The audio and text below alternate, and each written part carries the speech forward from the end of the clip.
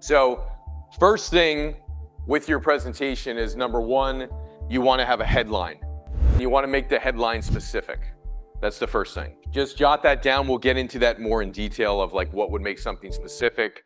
A few things you could do is you could talk about timelines, like in just 7 days. You could talk about specificity if it's a weight thing, 14 pounds. You could talk about if it's a business thing, 100,000 in income. When you give numbers and you give timelines, it communicates because it's a definitive thing to people. If I just go, hey, let's go build a business, you could be like, is that sometime next century or is it now? So when you give people time frames, it tells them when, like now. Make sense? So time frames give people action. Oh, I can do it in 7 days. It makes it real. Second thing is curiosity. Curiosity. The bop, bop, bop, bop, bop that no one's telling you about. Curiosity. Nobody's telling me about this. I'm curious. What is it?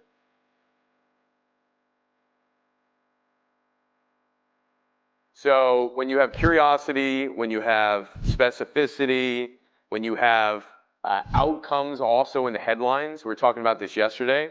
If you're doing something in relation to outcomes, you're more likely to get people interested. Meaning, like, if I'm teaching finance, it's not just about more money, it's about what that money does for me.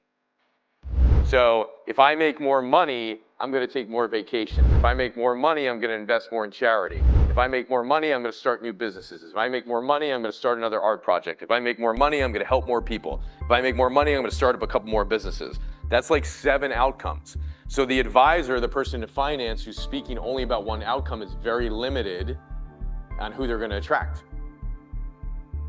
The finance person who's talking about 6 outcomes is going to hit people's buttons. Make sense? So whatever field you're in, and this is an interesting thing because a lot of times when you guys are doing stuff that's like a softer topic, like who's not talking about money or finance in this room? Probably a lot, or business, right? A lot. So when you're doing something that's related to a softer topic, it could be like chiropractic, or it could be something with health, and you're doing something with people, if you don't talk about the outcomes of how health would impact their business and their personal life and their relationships and their vitality and all the other things that go with it, then you would be missing a huge portion of it. Does that make sense?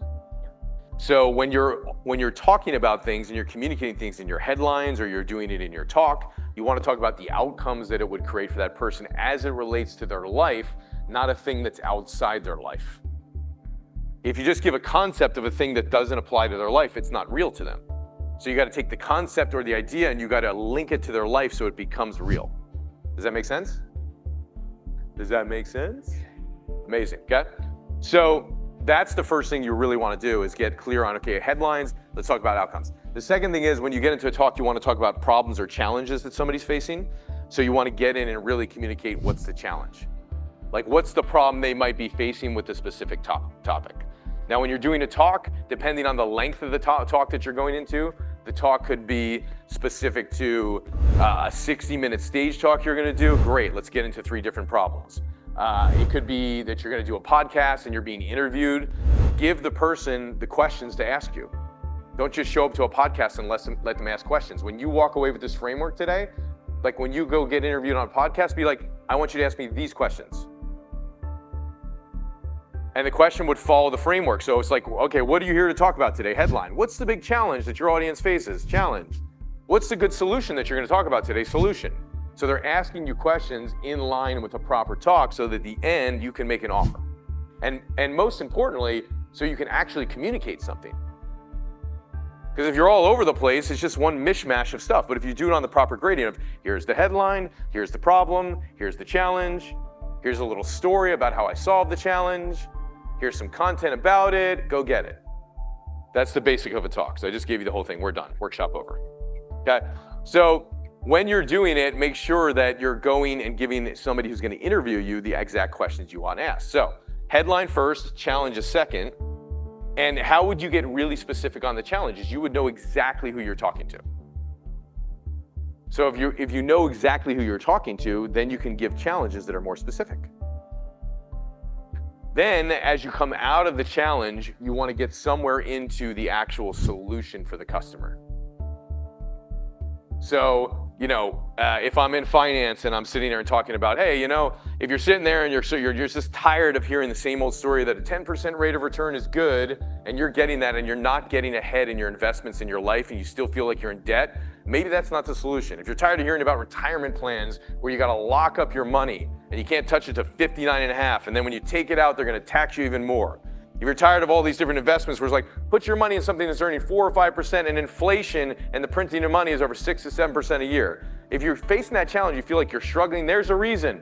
And the reason is because all these different things they're telling you are mostly not true.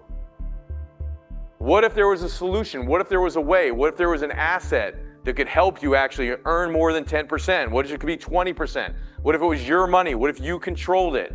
What if at the end of the day you could touch it anytime you wanted? You could transport it, you could carry it, you could cross borders with it. What would be possible?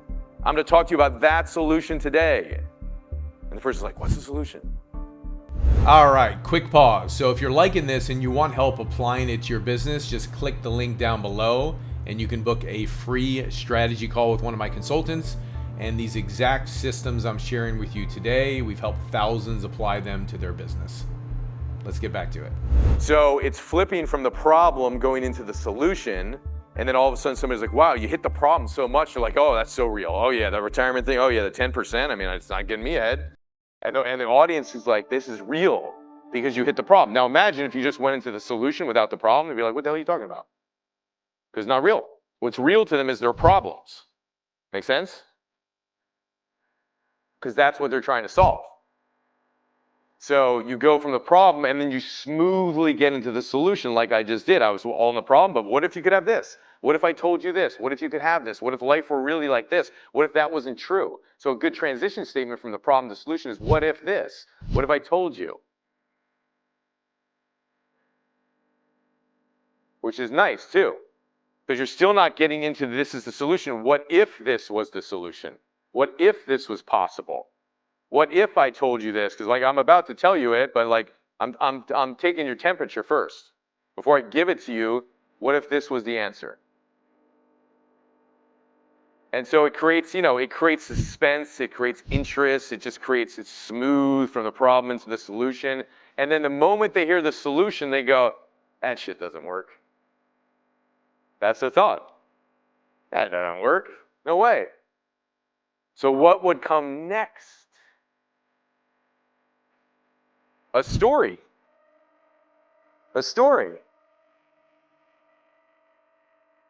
Be a story. You would tell some type of personal story of like whatever it is. Okay?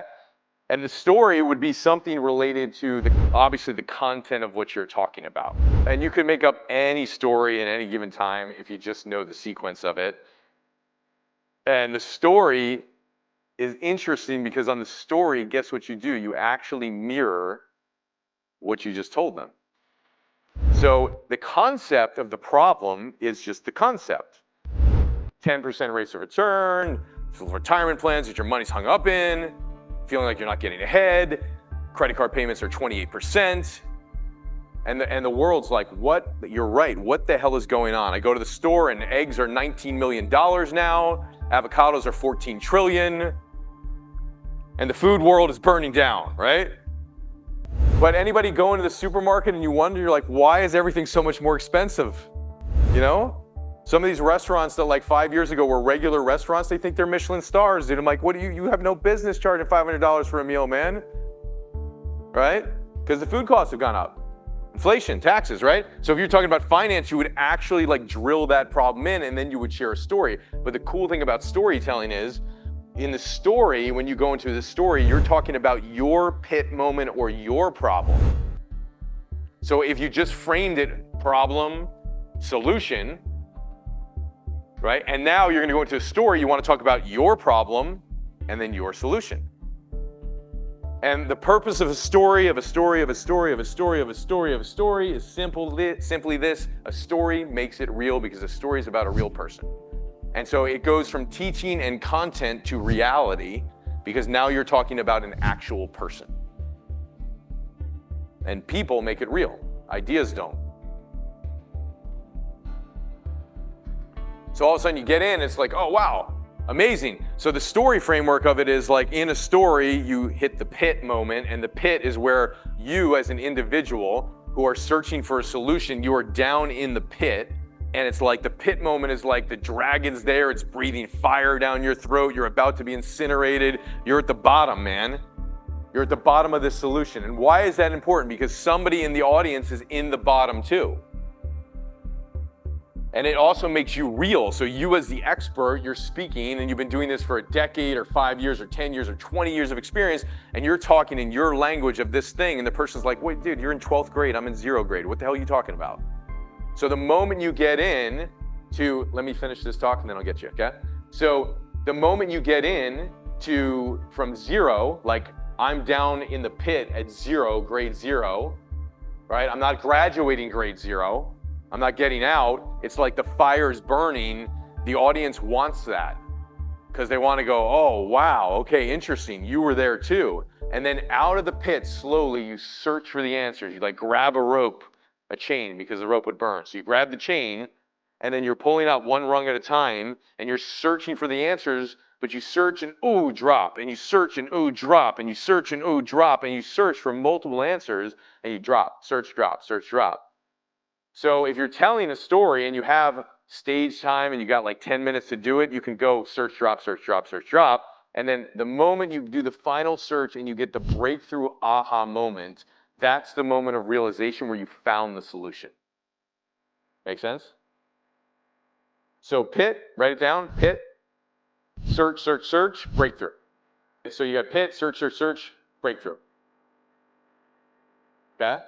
And that's the basic sequence of it. So if you're serious about scaling your business online and you want help with my one-to-many selling method to sell on podcasts or webinars or virtual stages or in person, then click the link down below and book a free strategy call. My coaches will help you implement it. We've worked with over 30,000 businesses on these very same strategies. Click it down below and go book. See you soon.